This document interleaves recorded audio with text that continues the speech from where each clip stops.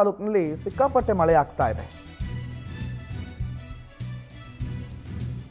ಉಡುಪಿಯಲ್ಲಿ ಜಲಾರ್ಭಟ, ಕಾಪು, ಉಡುಪಿ, ಹೆಬ್ರಿ, ಬೈಂದೂರು, ಕುಂದಾಪುರ ಎಲ್ಲ ತಾಲೂಕುಗಳಲ್ಲಿ ಸಿಕ್ಕಾಪಟ್ಟೆ ಮಳೆ ಆಗ್ತಾ ಇದೆ.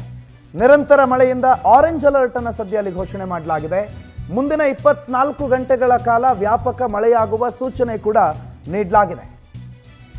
ಈಗಾಗಲೇ ಸ್ವರ್ಣ ನದಿ ಮೈದುಂಬಿ ಹರಿತಾ ಇದೆ. ಸ್ವರ್ಣ ನದಿ ಸೇರಿ ಜಿಲ್ಲೆಯ ಹಲವು ನದಿಗಳು ತುಂಬಿ ಹರಿತಾ ಇರೋದ್ರಿಂದ ನದಿ ಪಾತ್ರದಲ್ಲಿರುವಂತಹ ಗ್ರಾಮಗಳಿಗೆ ಹೈ ಅಲರ್ಟ್ ಅನ್ನು ಘೋಷಣೆ ಮಾಡಲಾಗಿದೆ. ದೃಶ್ಯಗಳನ್ನು ಗಮನಿಸ್ತಾ ಇದ್ದಾರೆ. ಉಡುಪಿ ಭಾಗದಲ್ಲಿ ಹೇಗಿದೆ ಮಳೆ ಮತ್ತು ನೆರೆಯ ಪ್ರವಾಹ ದೃಶ್ಯಗಳು ಹೇಗಿದೆ ಅಂತ. ಫಲ್ಗುಣಿನ ಸುರಕ್ಷಿತ ಸ್ಥಳಕ್ಕೆ ಜನರನ್ನು ರವಾನೆ ಮಾಡುವ ಕೆಲಸಗಳು ಕೂಡ ಆಗ್ತಾ ಇದೆ.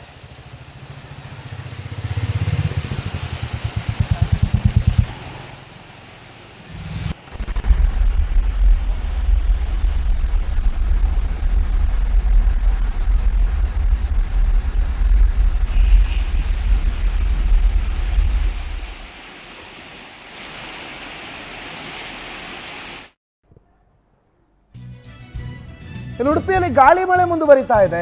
ಕಡಲ ಭೋರ್ಗರೆತಕ್ಕೆ ಮೀನುಗಾರಿಕಾ ರಸ್ತೆ ಸಂಪೂರ್ಣವಾಗಿ ಕುಸಿತ ಆಗಿರುವ ಘಟನೆ ಈಗ ವರದಿಯಾಗಿದೆ. ಉಡುಪಿಯಲ್ಲಿ ಒಂದು ಕಡೆ ಮಳೆ, ಇನ್ನೊಂದು ಕಡೆ ಗಾಳಿ. ಸಮುದ್ರದ ಪಕ್ಕದಲ್ಲಿರುವ ಸಮುದ್ರದ ಮೀನುಗಾರಿಕಾ ರಸ್ತೆ ಕುಸಿತ ಆಗಿದೆ, ಕಡಿತ ಆಗಿದೆ. 2 ದಿನ ಬ್ಲೂ ಫ್ಲಾಗ್ ಬೀಚ್ಗೆ ಎಂಟ್ರಿ ಇಲ್ಲ.